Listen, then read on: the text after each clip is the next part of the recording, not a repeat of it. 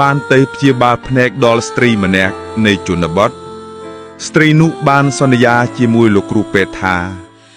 បើលោកគ្រូពេទ្យអាចព្យាបាលជំងឺភ្នែកនាងខ្ញុំឲ្យបានជាសះស្បើយដូចដើមវិញនោះនាងខ្ញុំព្រមទាំងបុត្រនឹងទ្វីជាទាស័យអអ្នកបម្រើរបស់លោកគ្រូពេទ្យនោះ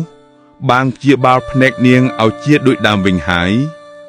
ព្រោះតែនាងមិនចង់ទៅនៅបម្រើគ្រូពេទ្យនោះឯណោះ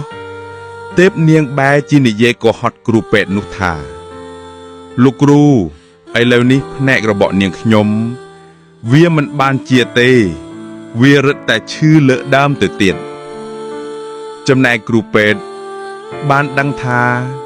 នាងពិតជានិយាយកុហកដូច្នេះហើយក៏មានចិត្តក្រោធខឹងយ៉ាងខ្លាំងហើយមានចេតនាចង់ធ្វើឲ្យនាងវិនាសទើបសំថ្នាំពេសឲ្យនាងលាបធ្វើឲ្យភ្នែករបស់នាងខ្វាក់ទាំងគូเมื่อអ្វីលែងឃើញទាំងអស់ហើយព្រោះបាបកម្មដែលព្រះចក្របាលទេបានធ្វើឲ្យស្ត្រីនោះខ្វាក់ភ្នែកទាំងទ្វេដោយចេតនានោះឯងបានជាព្រះថេរៈត្រូវតែទទួលនៅបាបកម្មនោះវិញ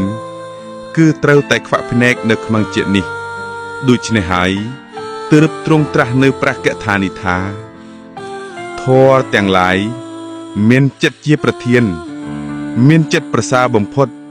សម្រេចមកអំពីចិត្តបើបុគ្គលមានចិត្តត្រូវទោសៈប្រឌុសះរាយ